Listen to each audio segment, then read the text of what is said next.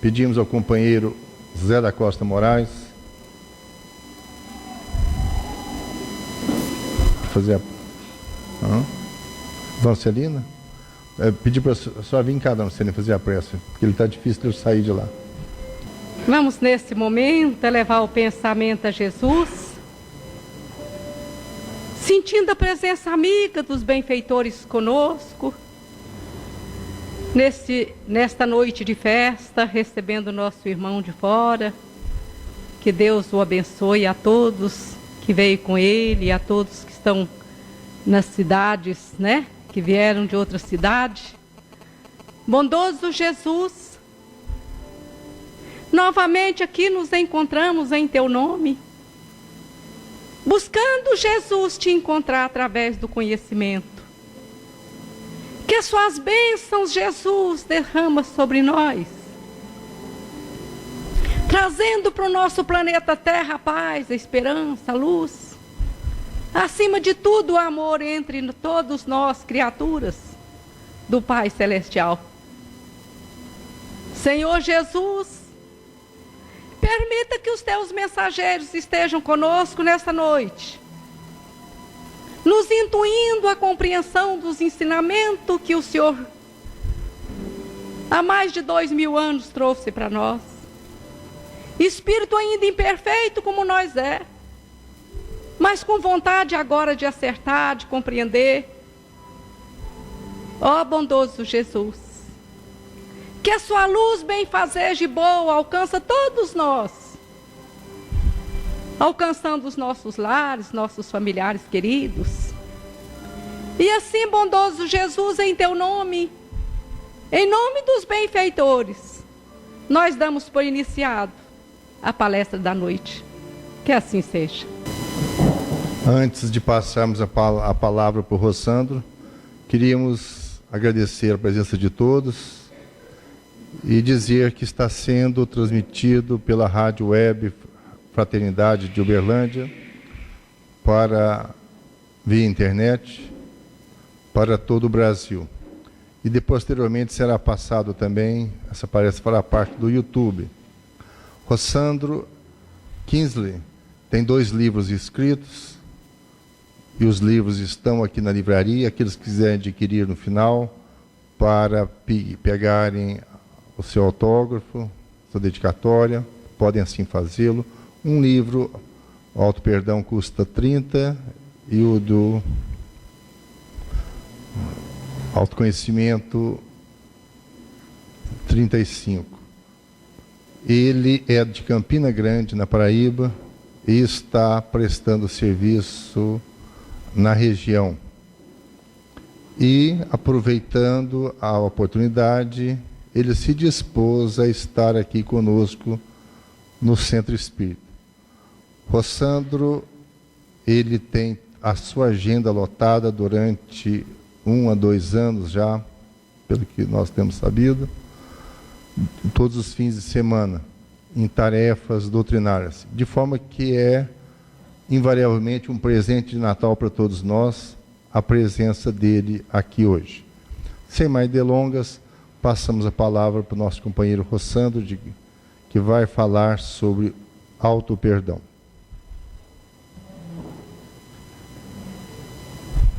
Boa noite a todos. Obrigado, gente. Obrigado. Na verdade, o presente é meu, sem sombra de dúvidas, né? Estar aqui com vocês é uma alegria muito grande. Goiás já mora no meu coração, né? Faz uns 4 anos que eu venho para o Congresso. Os primeiros livros espíritas que eu estou editando é aqui pela Federação do Estado de Goiás, esses 2 que tem aí. E tá baixo, né, o microfone? É porque ele volta. Tu consegue? Vamos tentando aqui. Deixa eu ver. Eu vou ficar segurando aqui. Pode deixar. Tranquilo. Depois é pesado ouvir todos os microfones. E é uma alegria muito grande estar aqui junto de todos vocês que fazem o Amor e Fraternidade, uma casa que o ano que vem vai completar 80 anos. Então a gente não tem nem como imaginar quantas pessoas já não foram socorridas aqui. Tá baixo esse outro tá baixo? Tá ok? Não, mas eu fico segurando, posso ficar tranquilo, não vai dar, vai cair, vai por mim, eu seguro. Dá, tranquilo, fica tranquilo. Não, tranquilo, tá tranquilo aqui, ó, só a mãozinha aqui, fica até charmoso, ó. A aliança para a esposa dizer, ó, sou casada, ela fica... Então, assim... Mas é uma alegria a gente estar aqui, tenho certeza disso, agradecer esse contato que foi feito através de um querido amigo, que é o Jalmiro, que me trouxe aqui, né, a gente veio ao trabalho, mas aproveitando, coisa que eu tenho procurado sempre que possível fazer, conciliar a agenda profissional de palestras com a agenda espírita e poder ter essa alegria de conhecer novos irmãos. Eu sei que a gente não se conhece pessoalmente, mas nós temos algo que é tão importante na nossa vida, que é a doutrina espírita, que a gente já é íntimo em 50% da nossa existência. Porque nós temos uma visão de mundo a partir da lucidez dessa doutrina que nos permite, por exemplo, nesses momentos da Terra, de tantas conturbações e de tantas notícias aparentemente caóticas, entender que existe uma ordem amorosa por trás de tudo isso, que perpassa as nossas vidas e que dará sentido a tudo isso. Mas o tema que eu trouxe para que a gente pudesse refletir hoje à noite, que é auto-perdão, eu vou explicar por que eu resolvi falar desse tema, para que vocês possam entender. Bem, há 20 anos eu sou psicólogo e terapeuta e eu atendo no consultório há 20 anos, embora não pareça com essa carinha jovem como vocês estão vendo. E eu comecei a perceber uma coisa no consultório, que era a quantidade de pessoas que chegavam com um discurso de não se amar, de se sentir menor que os outros, de se sentir mais incapaz, de se sentir mais frágil, de se sentir impotente. E esse sentimento era fruto de quando eu começava a perceber, era fruto de algo interno na pessoa de não aceitação. Mas as coisas só funcionam quando você não apenas visualiza isso lá fora. Nunca a gente pode imaginar que existem pessoas que são dotadas de perfeição e outras que não são. Existem simplesmente pessoas, espíritos em processo evolutivo. E esse discurso dessas pessoas começava a apontar para os meus discursos interiores, do quanto em mim tinha um monte de coisa que eu não gosto, que me deixava se sentir mal comigo mesmo, como eu me julgava, como eu me punia, como eu não gostava de certos aspectos de mim mesmo. E às vezes nos é apresentado um conceito de reforma moral que, ao invés de contribuir com o nosso processo de crescimento, nos tortura. E aí eu percebi que muitas pessoas falavam de reforma íntima muito mais como tortura íntima do que como reforma íntima, porque era muito mais para acusar do que para acolher. E quando a gente observa Jesus caminhando na Judéia, a gente percebe que ele sempre encontrava as pessoas que nenhum de nós gostaria de se relacionar, eram sempre pessoas que a gente procuraria não estar perto. Dificilmente algum de nós ia tirar um selfie com Maria Madalena. Dificilmente algum de nós ia botar a hashtag no poço com a samaritana. Dificilmente.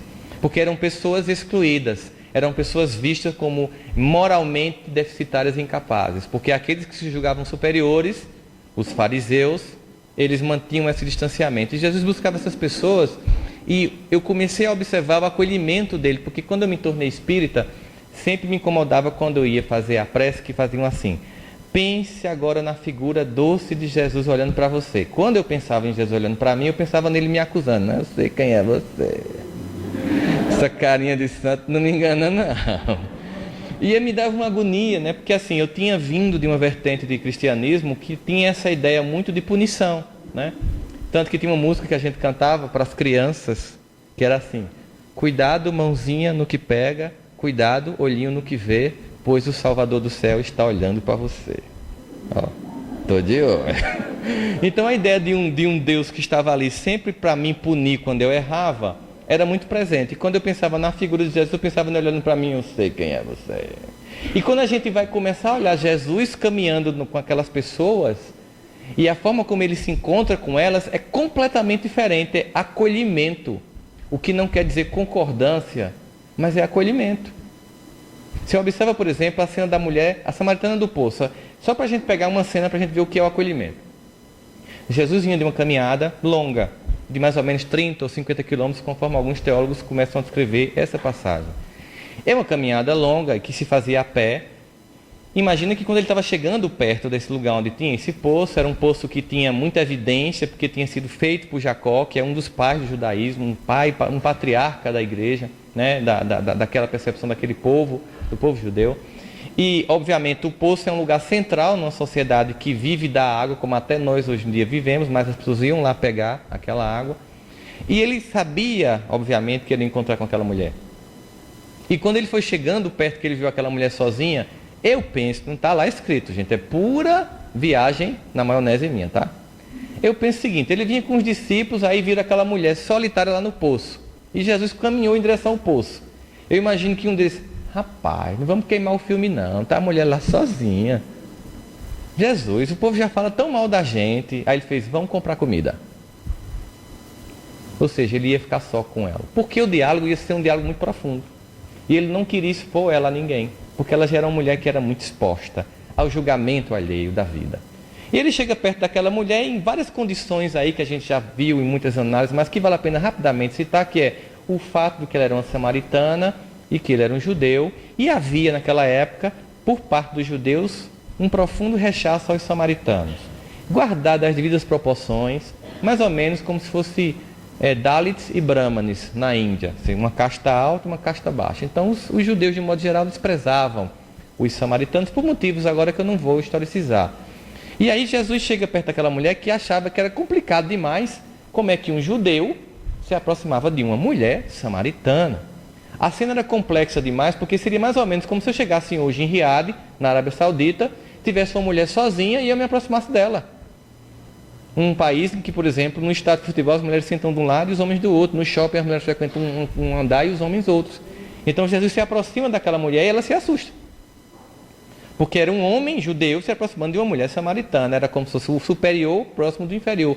E ele pede água para ela. E ela estranha. Como é que você pede a mim, que sou uma samaritana, água? E aí ele começa a desenvolver um diálogo com ela. E aí você veja. Ele não precisava de muita informação para saber que aquela mulher, do ponto de vista de qualquer um de nós, era alguém que não deveria se aproximar. Ela tem algumas não qualidades, digamos assim, que faria com que a gente não se aproximasse dela. Primeiro, era óbvio que ela era pobre. Por quê? Porque se ela fosse uma mulher rica, quem estava pegando água para ela não era ela, era uma serva. Era óbvio que ela era uma mulher que não tinha uma vida muito legal, porque naquela região uma mulher nunca andaria só, teria sempre ou um pai, ou um irmão, ou um marido. Ela não tinha nada disso. E dava só para aquela imagem perceber que a vida dela era muito complexa. E Jesus se aproxima e diz assim, mas o que eu tenho para te dar, essa sim, se você beber, você nunca mais vai voltar a ter sede. Ela, obviamente, no primeiro momento, recebeu essa notícia como, poxa, que maravilha, quer dizer, só o fato de eu não ter que vir me humilhar publicamente aqui, no sol quente, que era um horário que tinha pouca gente para julgá-la, então ela provavelmente ia ao meio-dia, que tinha pouca gente, para ser menos julgada. E eu não ter mais que vir passar por todo esse vexame, ainda nem ter esse esforço físico, eu quero essa água. É quando ela começa a entender que não é desta água que ele trata. Mas aí a profundidade do diálogo que ele vai estabelecer com aquela mulher é muito maior do que a do poço de Jacó. Porque ela não conta a história toda e ele, tentando aprofundar o diálogo, ele está meio que terapeutizando aquela mulher. Ele pergunta, onde está o teu marido? Porque era de se esperar que uma mulher estivesse naquela época, dado o contexto daquele momento histórico, com o marido do lado. Não, não tenho. E aí ele diz, verdade é que tivestes outros e o que tens agora também não te pertence. Obviamente ele revelou algo dela que foi constrangedor. E certamente, quando ele revelou isso, ela deve ter ficado surpresa. E quando ela olhou de volta para ele, ela esperou 2 olhares clássicos, que ela já conhecia. Mas não aquele que ela conheceria a partir daquele dia e que mudaria a vida dela. E que quando a gente se permite conhecer esse olhar de Jesus, muda a nossa vida. Ela esperou daquele homem 2 olhares que ela já conhecia. Um de rechaço, de julgamento e condenação, e outro de sedução. Esse homem ou vai me condenar, ou vai ser um a me convidar novamente para a cama, como todos os que me veem. E quando ela olhou para ele, apesar de ele ter dito aquilo, eu sei quem você é, quando ela olhou de volta, ela encontrou amor e acolhimento. E foi isso que mudou a vida daquela mulher. Foi um gesto que deixou bem claro, se as pessoas te olham ou para te julgar, ou para te seduzir, eu estou aqui para te amar. Pense que esse olhar de Jesus é o que ele estabelece para qualquer um de nós. Por mais que você se sinta inferior, incapaz, depressivo, que você não merece a vida, não merece o amor, que você se submeta a condições humilhantes por escolha, o amor de Deus, revelado por Jesus, é um de aceitação incondicional de quem nós somos. E isso é incompreensível para a gente. Completamente sem sentido. Nós não conseguimos entender um amor desse tipo. Ele simplesmente te ama e não tem nada do que eu faça que vai fazer ele amar mais a mim. E nenhuma coisa que eu me equivoco vai fazer com que ele me ame menos. Para a gente é incompreensível. É algo tão incompreensível que Davi, o rei Davi, num dos salmos que ele compôs, dos 150 salmos, 105 é composição de Davi, ele se maravilha com essa compreensão de Deus, que eu quero falar um pouco mais na frente sobre esse sentimento de acolhimento que Deus tem sobre nossas vidas. O olhar de Jesus sobre todas as pessoas que passaram no seu caminho foi um olhar de acolhimento. Então tá, Cristo, Filho de Deus, em perfeição, governador da terra, olha para todos nós com um olhar de eu amo você. É mais ou menos como se o mundo dissesse, você não vale nada, mas Jesus dissesse, mas eu gosto de você. É uma inversão do valor do mundo que diz, eu só gosto de você se você gostar do que eu gosto, se você torcer pelo time que eu torço, se você for da minha religião, se você tiver a minha condição social. A gente tem amor se. O amor de Deus é apesar de. Apesar de tudo, eu amo você. Amor verdadeiro. Verdadeiro. Tem que ninguém tenha que se interpor para isso. Agora a grande pergunta é, se Deus nos ama desse jeito, se existe esse amor profundo dele, por que é que nós não conseguimos fazer isso com relação a nós mesmos? Eu não falo nem com relação aos outros. Mas por que que a gente não consegue se amar exatamente como a gente é? Porque nós temos uma infantilidade de imaginar que a gente só pode se amar quando for bom. A gente imagina que a gente só pode fluir no amor pleno quando nós formos plenos em virtudes. Mas as virtudes, elas são uma construção. Quando você nota a trajetória de Paulo nas cartas que ele vai escrevendo para as comunidades onde ele funda igrejas, você vai notando um homem que vai se aperfeiçoando, um homem que vai aprendendo.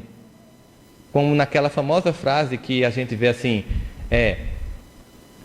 diz assim, em tudo posso naquele que me fortalece, né? Que as pessoas colocam às vezes no carro. Mas aí, essa frase é dentro de um contexto em que Paulo diz, eu aprendi a me contentar com pouco e a me contentar com muito. Em tudo sou grato, a ter abundância e a ter escassez, porque tudo posso naquele que me fortalece, porque me fortalece todos os dias. Ou seja, Paulo aprendeu a ter gratidão.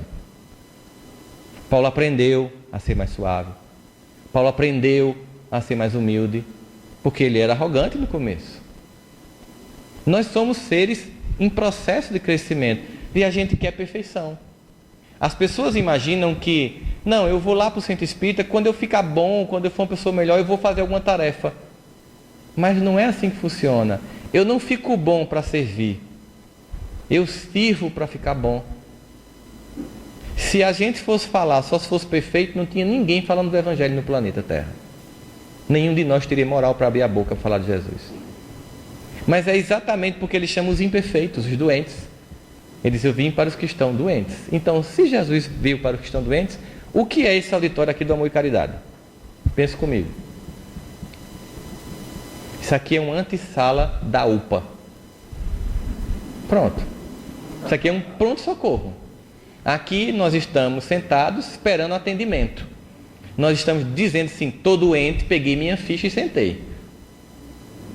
Agora, a forma do tratamento é que é diferente. É que é um tipo de doente que, primeiro, ele tem que aceitar o diagnóstico.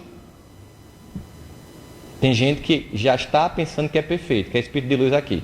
Aqui em vários lugares. Não é assim que funciona. Primeiro, aceita o diagnóstico. Qual é o diagnóstico? Eu sou imperfeito. E mesmo assim Deus me ama. E se Deus que é perfeito ama o que é imperfeito, o que é o imperfeito tem o dever de amar o imperfeito que sou.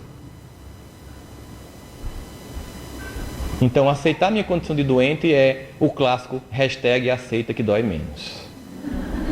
né? Aceita que você é doente. Pronto. Ser doente tem uma vantagem, é que se eu sou doente e você também é, como posso eu julgar você? Se somos todos doentes.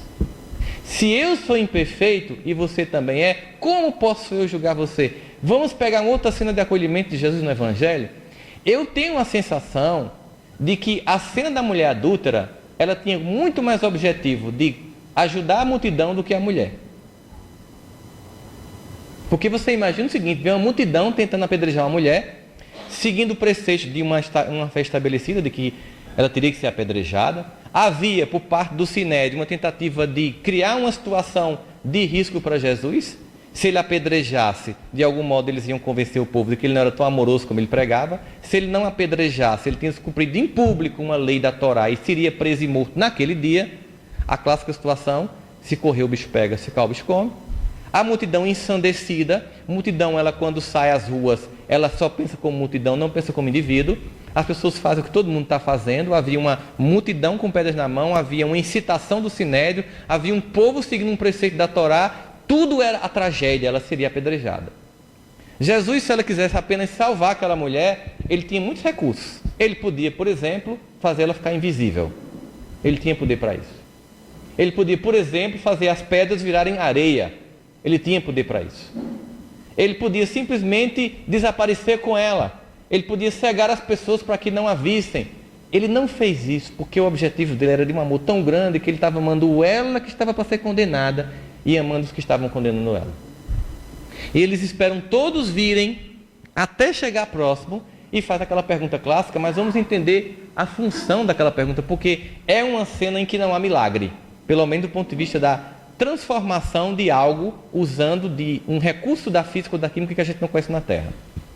Jesus não faz ali, por exemplo, a transmutação da pedra em areia, como ele transformou e multiplicou pães em peixes, que ele poderia ter feito. Ou como ele transformou água em vinho, como ele poderia ter feito. Não, ele não faz uma transmutação química, ele faz uma transmutação de almas. Ele deixa as pessoas virem no tom acusador de cada uma delas, cada uma projetando, é o que Freud vai chamar de projeção da sombra, projetando na mulher as sombras que todo mundo tinha, e Jesus faz, antes, só uma pergunta, aquele que nunca tiver pecado, fica à vontade, atira a primeira pedra. Veja que conhecimento ele tem das pessoas, né? É interessante porque quando Jesus faz essa pergunta, gente, o que acontece é o seguinte, é fantástico perceber isso do ponto de vista psicológico, ele dissolve com uma pergunta o psiquismo de grupo. Porque a pergunta não foi feita para a multidão. A pergunta foi feita para cada indivíduo dentro da multidão. E quando cada um passou a pensar em si, cada um recuperou a identidade de pessoa, deixou de agir por impulso no coletivo e ao mesmo tempo fez uma reflexão e trouxe de volta a sombra que tinha projetado nela para si mesmo. Jesus fez isso para acusar a multidão? Não. Se eu estou acolhendo ela, imagine como eu vou acolher vocês. É amor para todo mundo. Mas ele estava vendo a sombra dela e a sombra dos outros. E no final, como a narrativa está exposta, os mais velhos soltam a pedra primeiro, porque óbvio a lista da gente é maior do que os mais novos. O Serasa da gente já está meio complicado, o cheque especial já está estourado, né? O cartão já está pagando o mínimo. Então a gente soltou a pedra discretamente. Ninguém vai ver que eu tive aqui, né? E simplesmente os mais jovens soltaram depois porque eles ficaram, não, mas eu não só fiz aquilo, mas depois viram, não, eu também não posso julgar. E depois olharam para ela, mulher, cadê teus acusadores? Até ela fica surpresa.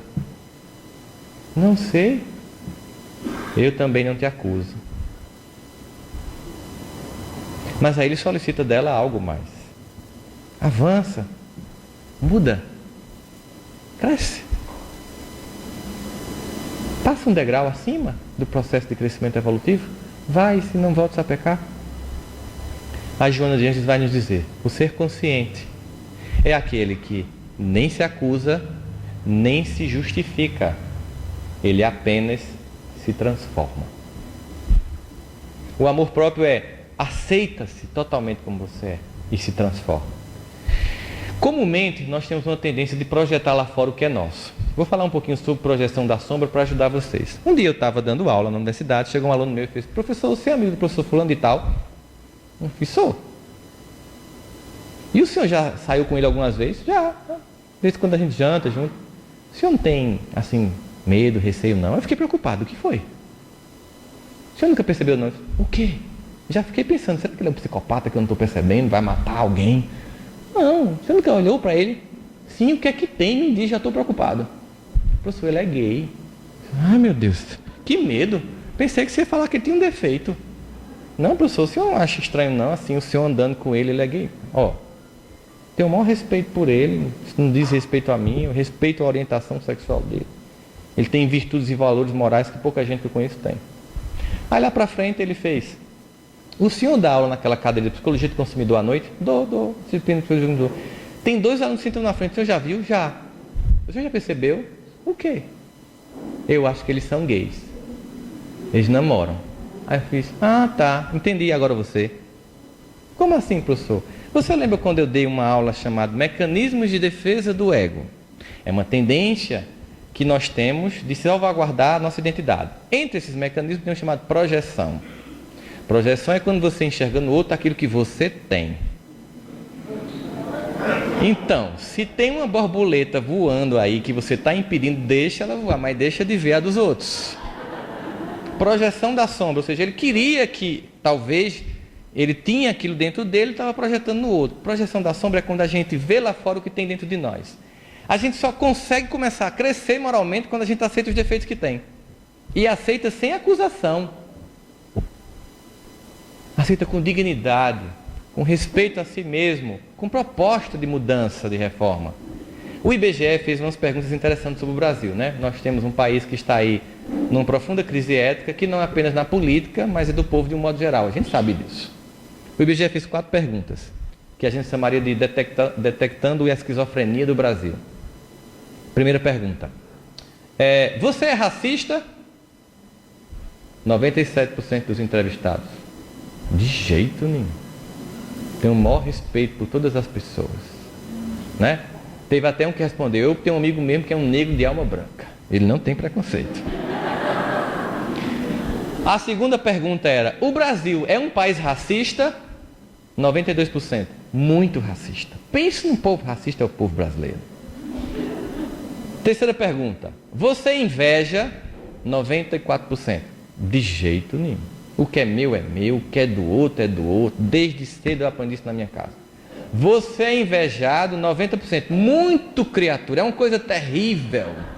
Se eu trocar de carro, o povo bota o olho. Se eu comprar uma TV, o povo bota o olho. Então nós detectamos o seguinte: na pesquisa que temos um país cheio de racistas e invejosos, mas ninguém que respondeu, na sua maioria, dizia que projetava no outro.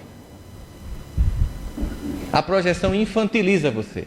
Quando você assume, você melhora. Um dia um amigo meu de trabalho chegou no consultório. A gente tinha um consultório na mesma clínica. Aí um deles chegou e disse: Sandro, eu comprei meu carro novo, vem aqui ver. Aí eu fui. Quando eu cheguei, que eu vi, quase que eu caía. Era o carro dos meus sonhos. Se eu tivesse laser com o Superman, eu tinha torrado o carro assim. Eu acho que tinha partido no meio o carro. E aquela falsidade: oh, que fulano, que maravilha, que Deus te abençoe, miserável. Era para ser meu este carro. Eu cheguei em casa mal. Isso era uma sexta-feira. Ele acabou com o meu final de semana. Gente, eu cheguei sequestrado em casa. Eu cheguei irritado. Minha esposa já percebeu que tinha uma coisa estranha. Eu entrei em casa que não aguento tanto trabalho. Eu não posso comprar um carro legal. E a minha filha: mais do que o que tu tem? Não, porque eu queria um carro assim, tanto. Para que um carro com esse valor? Não, porque fulano comprou. Ela foi: não acredito que tu tá com inveja. Que inveja? Que inveja o quê? Não, é porque eu também deveria comprar um. Aí eu comecei a entrar nos sites de simulação de financiamento de carro. Passei de sábado a domingo entrando em cooperativa de crédito, tudo para ver se encaixava. Eu percebi que dava para comprar o carro, contanto que eu ficasse 6 meses sem almoço. Só jantar e café, rolava o carro. E foi uma agonia, aquela agonia toda, porque eu quero... E aí, quando chegou 11 da noite, no final, eu fiz o que a gente tem que fazer no início de tudo: uma prece.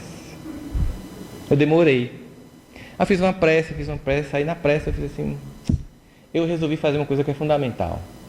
Eu resolvi trocar a lista. Não do que eu não tinha, mas do que eu tinha. No final eu estava com vergonha de mim. Mas ao mesmo tempo foi tão bom saber que eu sou invejoso. Sabe por quê? Porque eu sou igual a todo mundo. E se eu não achar que eu não sou, aí eu estou com perigo. Porque eu sou o doente mais doente, que é o que não aceita o diagnóstico. É o mais difícil de cura, é o que acha que não tem problema. Quando eu percebi isso, eu atendi na sequência uma paciente. Depois, obviamente, no outro dia eu cheguei no estacionamento e fiz uma prece no carro do meu amigo, que eu tinha desejado muita coisa ruim para limpar a energia que eu deixei no carro do rapaz. Deu um passo assim, disfarçadamente. Tá até hoje bem, não morreu de acidente, né? Tá tudo perfeito. E aí, na frequência, eu atendi uma paciente que chegou para mim e disse o seguinte: eu odeio aquela nojenta. Aí sentou. Aí eu fiquei em silêncio e esperei ela dizer alguma coisa. Aí eu fiz uma pergunta: qual delas? Porque ela tinha uma lista horrível de nojentas na cabeça dela. Qual delas? Aí ela fez: você não conhece, não. Eu fiz: e tua lista só aumenta, né, criatura? E ela fez assim: você não sabe o que é... Aí eu perguntei: o que foi que ela te fez? Porque se eu reputo alguém como nojento, deve ter feito alguma coisa que me nojou, né? Foi o que ela te fez? Ela respondeu o seguinte, estudante de medicina: ela: você acredita que essa nojenta toda vez tira 10 no seminário? É, só para me provocar. Aí, geralmente, a gente que faz terapia sabe que tem aquele dia que você tem que fazer o choque, terapia do choque. Você diz uma coisa que você sabe, esse nunca mais volta aqui, mas tem que ser dito. Eu não conhecia essa sua característica, que legal, vai ajudar na terapia agora. Qual? Você é burra. Ela ficou: como assim? E como a gente costuma dizer aqui na Paraíba, burra com força, com vontade e propósito, ser burra, assim, decidir ser burra. Ela: cara, eu estou te pagando isso para dizer a verdade. Você é burra. E ela foi ficando burra. Por que você está dizendo que eu sou burra? Porque quando a gente vê algo luminoso no outro, a gente não lamenta, a gente aprende. A gente se inspira, não transpira. Foi bom para mim, porque eu sabia que eu tinha transpirado de inveja. Então eu sabia que era humano que ela estava sentindo assim. Aprenda com ela. Você troca esse sentimento, amadureça ele. Se é pecado, não, tira esse conceito da cabeça. Pensa assim, isso é infantil. Transforma um sentimento maduro. Quando você tem um irmão, um filho de 1 ano e um de 2, você dá um presente para um só? Não, dá para os dois. Porque se der para um, o outro não entende que o aniversário é do outro. Você dá para os dois. Quando um está com 13 e um com 14, você dá um presente do de 14 anos, o que é que o de 13 diz? No meu aniversário eu quero igualzinho. Isso não é inveja. Isso é cobiça. Inveja é querer que o outro não tenha. É lamentar porque o outro comprou o carro. Cobiça é querer ter um carro igual, trabalhando para ter. E eu disse para ela: cobiça em vez de invejar. Aí eu fiz: quando ela vai apresentar o seminário, o que é que você faz? Ah, claro que eu saio da sala dela. É burra, burra.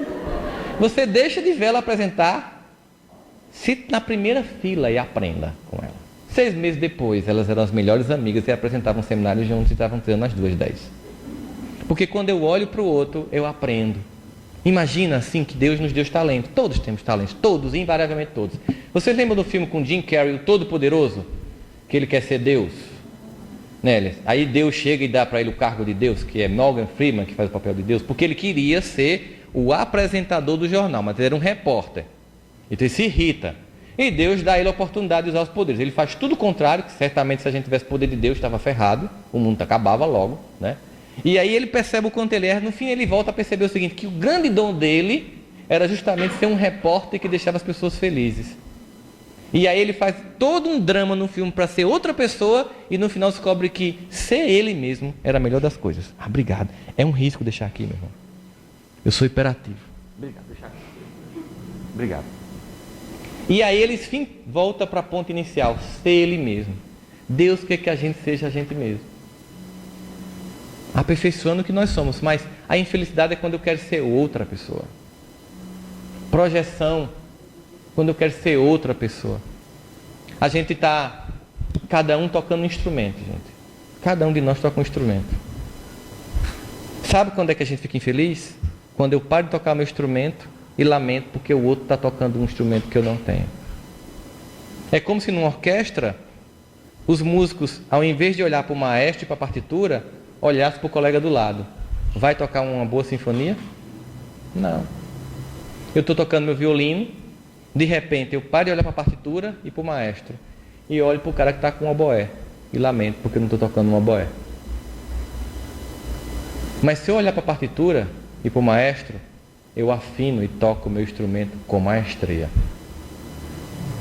A partitura a gente chama de evangelho. O maestro a gente chama de Jesus. E todos os outros que tocam com a gente chama de irmãos.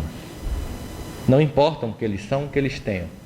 Se a gente se comparar, a gente vai sempre se menosprezar, sempre se sentir menor, sempre se sentir incapaz, porque, lamento informar a todos vocês aqui de Catalão hoje, sempre vai existir pessoas mais bonitas do que você, mais inteligentes do que você, mais ricas do que você e mais evoluídas do que você.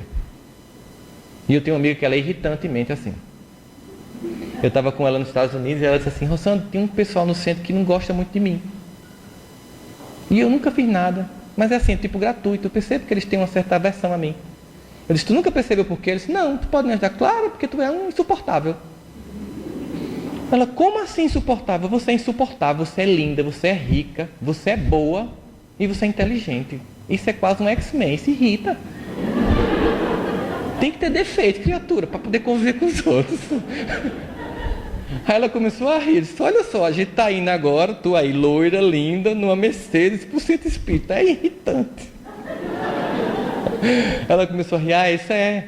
Então assim, a vida é assim, nós não podemos nos machucar com quem tem raiva do que nós conseguimos com algum mérito, qualquer coisa, porque nós temos um monte de gente que tem mais que a gente. Aí a gente começa a entender, então tem um fluxo de amor que deve ser permanecido. Acho que é o que vai dando sentido à vida, esse sentimento de aceitar a gente como a gente é. A gente tem inveja, a gente tem preconceito, a gente tem ciúme, a gente disputa, a gente é falso, mas a gente quer ser melhor, a gente quer a luz, a gente tem foco. O que acontece quando você descobre Jesus é que você continua com esse defeito, mas finalmente você agora tem um foco estável e você diz: agora eu quero avançar.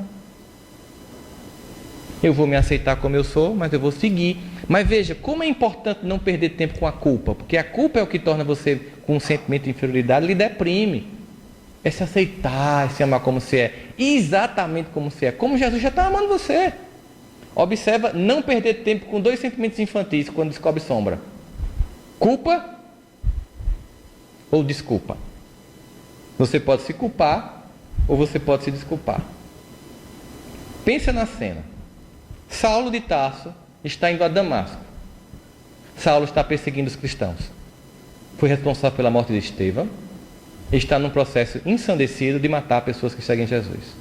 Saulo de Tarso, ele foi discípulo de Gamaliel, um dos grandes contribuidores do Sinédrio, uma das almas nobres que havia. Foi professor dele. Ele esperava o Messias. Saulo, certamente, na sua adolescência, foi ao templo, colocou o seu quipá e fez um bar mitzvah, em que ele recitou de cor os 5 livros da Torá.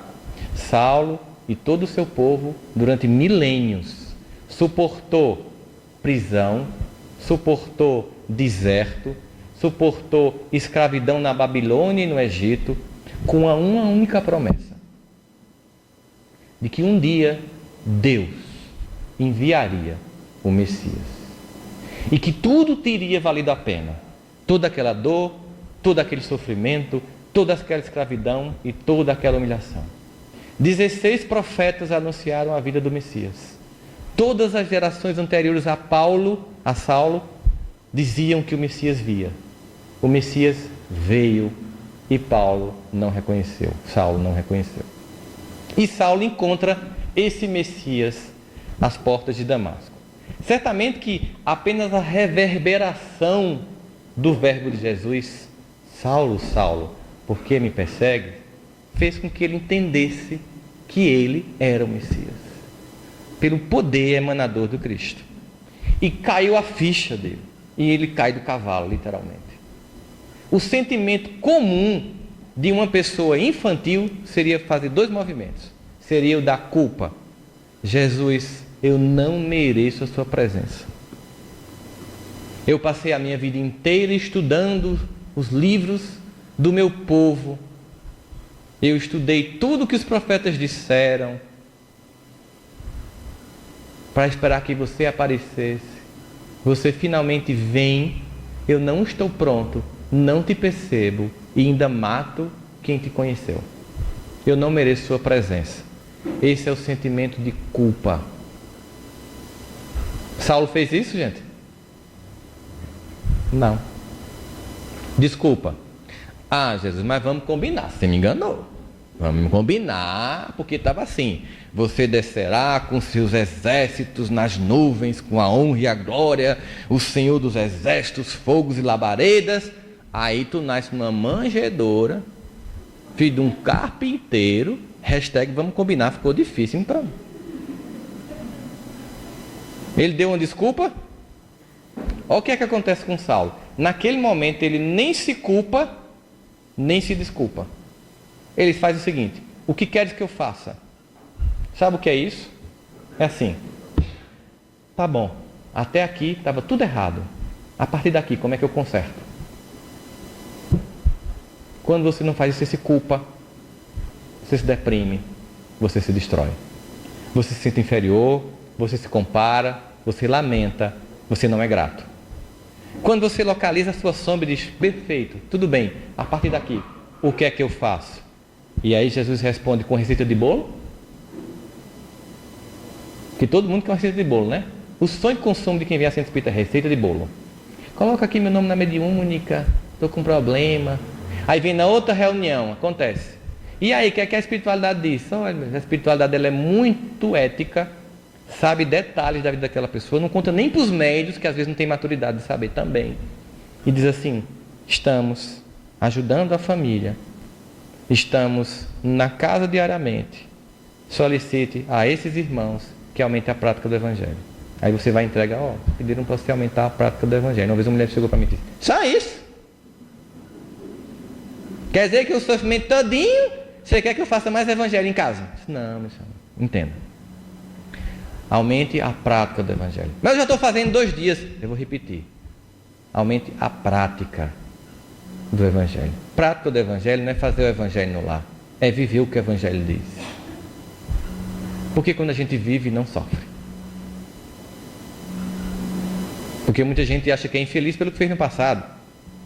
Aí quer fazer uma regressão de memória para descobrir quem foi. Geralmente acha que foi um judeu ou então foi um nazista no campo de concentração. Queimei bruxa na Idade Média, joguei pedra na cruz, por isso que eu passo pelo que eu passo. Desculpa. Não. Você passa pelo que passa, pelo que continua fazendo. Quando você mudar o vetor, como Saulo, você vira Paulo. Você estava para cá, mesma força. Jesus pegou o cara e fez: não, eu quero que você faça isso aqui, ó, para cá. Mesma força de divulgação do Evangelho. Com a mesma veemência que ele matou, a mesma veemência ele construiu os templos, as igrejas e pregou. Jesus mudou apenas o sentido. Ele não apagou a força de Paulo.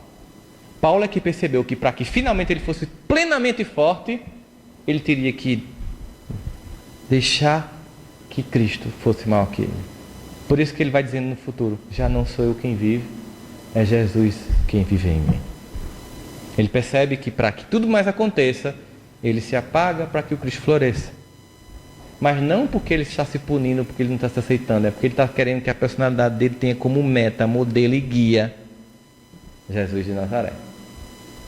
E as coisas ficam mais simples, mais fáceis. Quando ao invés de se acusar, de se sentir menor, de ter a lista da ingratidão, a gente olha para a vida e diz assim: quanta coisa maravilhosa eu já tenho. Quantas coisas a comemorar. A maior parte de nós tem uma vida feliz e nem sabe. Porque a gente fica sempre achando que a vida feliz é o que o mundo diz para a gente que é felicidade. Nós estamos aí para entrar nas festas de fim de ano. Nós estamos aí para entrar no Réveillon. E eu sempre observo o frenesi das pessoas sobre a festa de Natal e de Réveillon. Muitas vezes nós ficamos mais preocupados com que roupa nós vamos ao encontro familiar. Muitas vezes com parentes que nós não estamos nos dando bem, para todo mundo fingir que se ama, mas para todo mundo comparar com que carro chegou, com que roupa está, quem fez a melhor ceia, quem tem a melhor e mais bonita árvore. A gente fica no TV vendo o início do acompanhamento midiático do Réveillon. Sempre começa com um aborígene na Nova Zelândia tocando um aboé, bem comprido, dizendo: é o primeiro lugar do mundo a ver 2017. Aí imediatamente passa para Sydney na Austrália e começa. Vem por Tóquio no Japão, Pequim, aí chega em Dubai, fogos de artifício, Paris. A Champs-Élysées cheia de gente com champanhe francês, com a Torre Eiffel e você aqui, em catalão.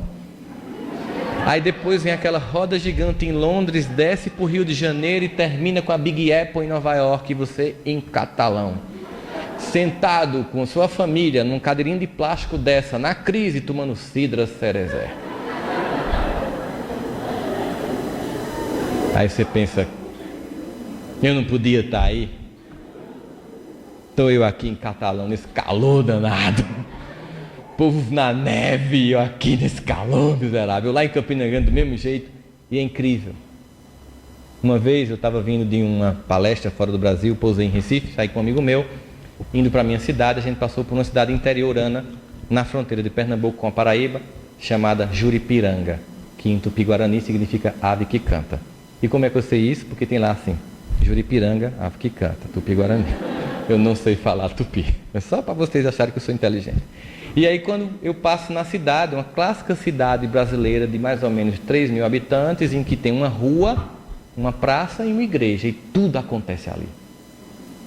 E quando eu estou naquela rua, passando domingo à tarde, um momento que muita gente fica entediado, domingo à tarde é um tédio mundial, domingo à tarde. Não é porque você está em catalão, em todo canto o povo se entedia, domingo à tarde. Não é diferente em lugar nenhum do mundo, pode ter certeza disso. É geral. Aí eu passo e tem um senhor de idade, de mãos dadas com a esposa, ele mais ou menos com 80 anos, numa cadeira, na calçada da casa, os netos perto, brincando, e os filhos conversando com os pais. E esse meu amigo, tem não sei quantas titulações, olha assim e diz, eita vida besta desse homem, dessa mulher. Me imagina que tédio, num domingo à tarde, numa cidade desse tamanho, sem ter o que fazer, sentado numa calçada de mão dada. Lembrei até da poesia de Carlos Drummond de Andrade agora. Foi qual? Aquela poesia que ele fez para Itabira, a cidade deles. Recita para eu lembrar. Vem uma vaca, vai uma vaca. Vem um jumento, vai um jumento.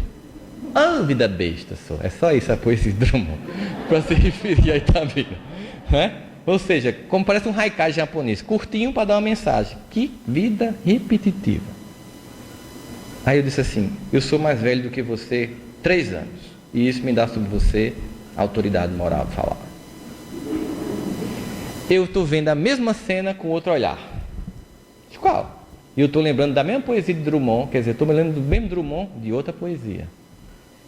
Ele disse, o que é que você está vendo? Eu estou vendo o seguinte, que muito comumente as pessoas com certa idade, 80 anos, se tornam, por vários motivos, repetitiva. E as pessoas começam a evitá-las. Os filhos não querem ficar perto, os netos não aguentam a conversa do vovô que está repetindo a historinha, e essas pessoas começam a ficar isoladas em casa. Chega ao ponto de que todo mundo senta perto desse idoso, fala como se ele não existisse ali, ele fica invisível. E esse homem, ele está visível. E esse homem está tocando com carinho na mão da esposa dele, que eu espero, aos 80 anos, fazer o mesmo com a minha. Esse homem certamente é uma pessoa tão massa de convivência com essa esposa, que os filhos e os netos, ao invés de cada um querer estar na sua casa com seu smartphone, estão todos ao redor dele, agradecendo aquelas 2 vidas, que por causa delas, todas as outras vieram. E Drummond tem uma poesia que diz assim, Itabira hoje é só um retrato na parede, mas como dói, porque as referências estão na raiz, da família, da cidade, do lugar, das experiências. Portanto, quando você estiver em casa, sentado, num banquinho de plástico, tomando cidra cerezé, lembre que o que importa é quem está perto de você. Porque se você estiver no Champs-Élysées tomando champanhe francês com pessoas estranhas, você vai ter o Réveillon mais vazio da sua vida. Porque a comemoração, de fato, do Natal, é entender que o grande presente nos foi dado por Deus, que é Jesus. Um ser luminoso que nos aceita como a gente é. Que nos solicita nos aceitarmos como nós somos. Que já nos perdoou há muito tempo. E quer que a gente se perdoe para ser feliz. Mas sem fantasias de ser igual ao outro, de ter a beleza do outro, de ter a inteligência do outro, de ter o dinheiro do outro. Não. Como somos. Deus nos criou únicos. Não é apenas a nossa identidade que tem um polegar exclusivo, não é apenas o nosso código genético que é único, não é apenas a íris do nosso olho que é irrepetível na natureza humana. Nós somos um ser único e de forma única Deus nos ama. Portanto, é um momento de comemoração, porque todos os que nos cercam são a prova viva do amor de Deus. São pessoas como nós, imperfeitas, pais, mães, irmãos, primos, cunhados, são pessoas com defeitos que vivem conosco o desafio de família para construir um mundo novo. Há motivo de comemoração sobre tudo que está acontecendo na Terra, as transformações, a lama que está saindo do esgoto para que finalmente tudo seja limpo. Não é motivo de caos, não é motivo de tristeza, nem motivo de tragédia, mas sim de comemoração. Esse amor de Deus é tão constrangedor, tão absoluto, que às vezes a gente não entende. Foi um dia terrível para mim, em que eu me equivoquei profundamente. E eu cheguei em casa nesse dia, era o dia do Evangelho. Já aconteceu com você? De no dia do seu Evangelho ter sido o pior dia do seu dia, da sua vida, você tem que fazer o Evangelho hoje. Com que cara eu vou fazer o Evangelho depois do que eu fiz? Aí eu fiz de conta que eu esqueci. Eu vou esquecer porque eu não faço. Só que o meu telefone ele toca para avisar que tem um Evangelho. Uma hora antes, ele tocou, vou ter que fazer. Aí eu peguei meu Evangelho e fiquei assim, sei não. Deus, com todos esses problemas do mundo, vai me escutar aqui em Campina Grande, vendo uma prece? Acho muito difícil. Eu fiz, mas fiz assim, achando, não, ele não vai entender não. Saiu aquela mensagem meio objetiva, lá, eu gosto muito de pão nosso, que lá em casa a gente carinhosamente chama de pau nosso, solapada, demônio, aquela mensagem clara que estamos aqui, aí você se arrepia, mas acho que é só impressão minha. Terminou o Evangelho, eu fui pedir um sanduíche.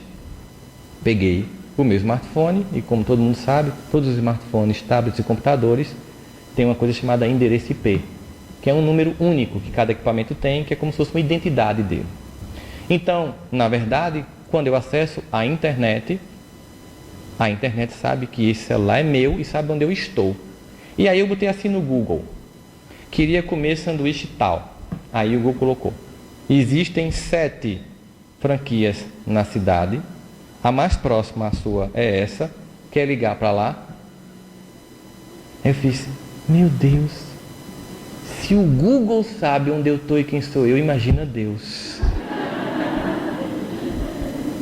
É claro que Deus sabe, porque quem é o Google perto de Deus?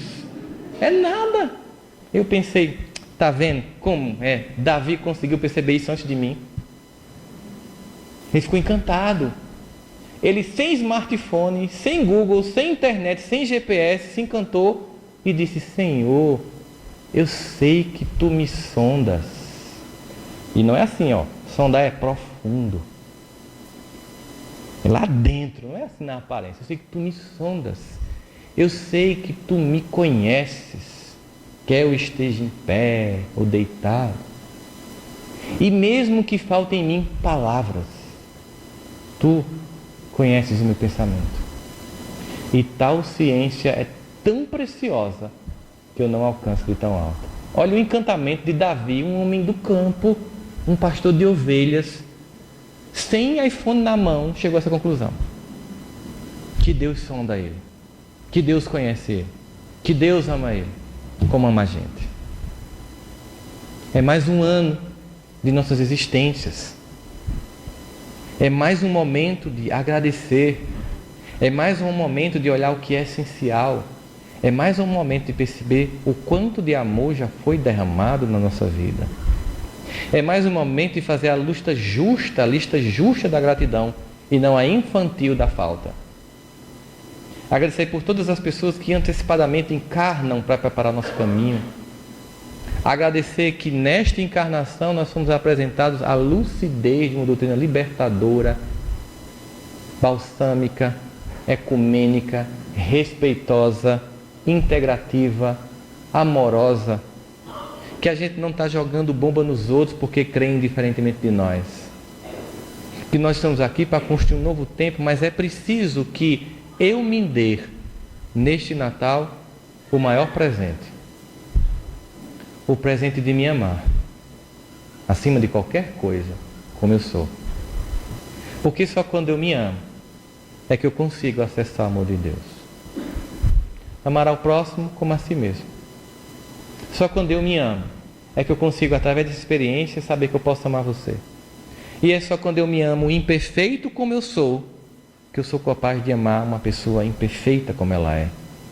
E só como eu provo para o outro que eu me amo imperfeito como eu sou, é que eu convenço o outro que ele é capaz de me amar imperfeito como eu sou.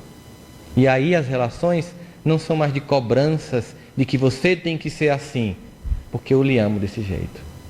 A cobrança não é mais sobre eu quero que meu esposo mude, eu quero que meu filho mude, eu quero que minha esposa mude, eu quero que meu colega de trabalho mude. Não.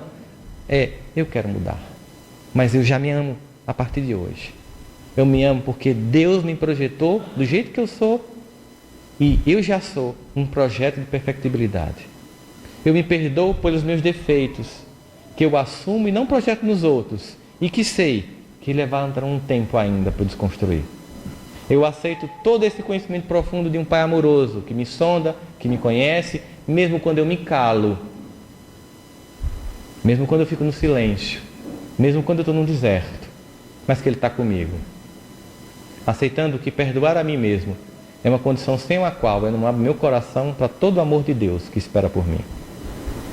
Tudo o que pode acontecer na vida de qualquer um de nós, que já está no coração de Deus pronto, precisa de nossa permissão para que aconteça. E a pergunta continua: queres que eu te cure? Te perdoa, ser grato e segue. Porque quando a gente dá um passo em direção a Deus, dizem os orientais, Deus dá 1000 passos em nossa direção. Então, vamos correr os braços de Papai do Céu. Que Deus nos abençoe e que esta casa tenha mais décadas e décadas de serviço no bem, na região de Catalão e aqui de Goiás. E obrigado pelo carinho da recepção de todos vocês e que cada um de vocês receba a energia que a gente está assistindo aqui, levando para casa, para lembrar que todos essas árvores, essas decorações, esses pisca-piscas são uma tentativa débil de dar a luz que já foi trazida por Jesus. Muita paz a todos. Aí o nosso amigo, querido amigo Rossandro Clinge.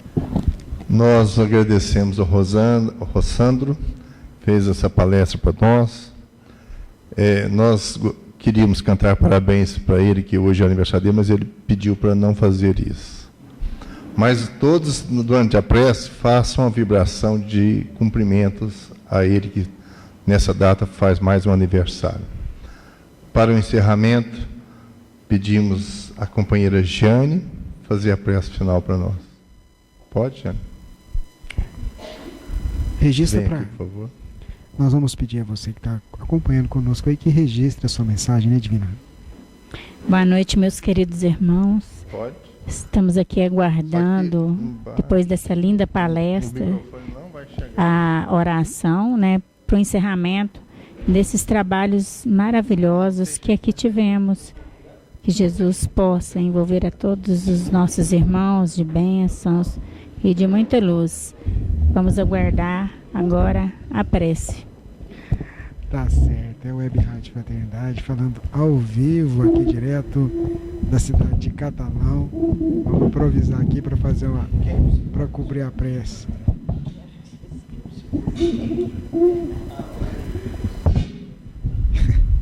Enquanto isso, enquanto o pessoal prepara aqui, por favor, você que está nos ouvindo aí. Alô. Mande sua mensagem pra gente aí. A gente vai compartilhar com o Rossandro, que mandou um abraço para todo mundo que está acompanhando a transmissão. Vamos lá. Boa noite, meus irmãos. Não sei se eu vou conseguir falar alguma coisa. Eu me lembro com muita saudade da época que eu fazia palestras no centro e era tão bom. Mas olhe como são as coisas da vida. Eu não perdi os cabelos, eu não perdi um braço, não perdi uma perna, eu perdi a voz. E ela me faz muita falta.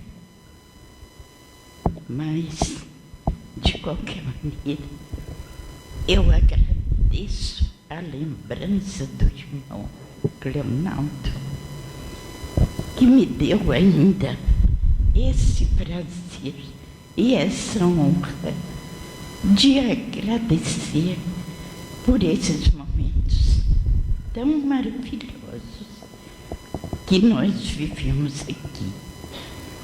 Esse nosso irmão querido, que veio de longe nos trazer momentos de pura alegria, de puro aprendizado, de uma satisfação tão grande, que veio de longe nos dar essa alegria, que falou coisas tão bonitas que nós vamos guardar para sempre. Obrigado, irmão.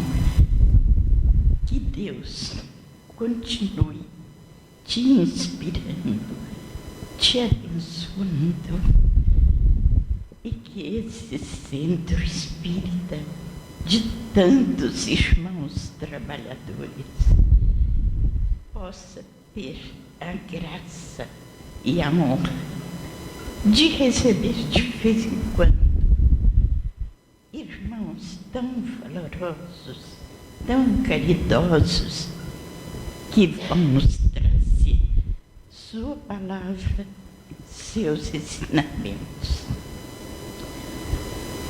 Agradecemos a todos que aqui vieram hoje, porque quando estamos tantos juntos, tantos corações vibrando, parece que a nossa força, a nossa oração, nosso amor chega mais depressa até os pés de Deus. Nós agradecemos por tudo que nos foi dado aqui esta noite. E, meus irmãos, não tenho mais o que dizer, a não ser agradecer e pedir a Deus que nos abençoe a todos. Amém.